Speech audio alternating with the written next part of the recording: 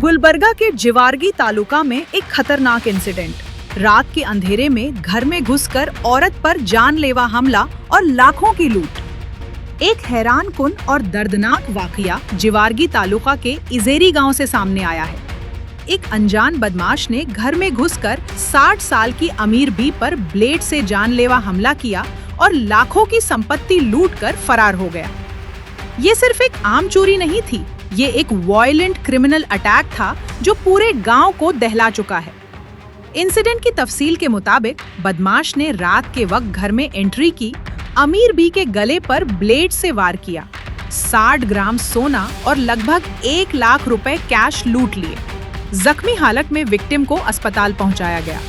Police ने तुरंत action लेते हुए मौका वारदात पर इन्वेस्टिगेशन शुरू कर दी है। This video is presented by OSM group.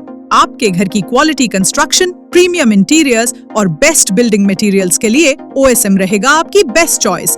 Free consultation के लिए जरूर विजिट करें OSM ऑफिस।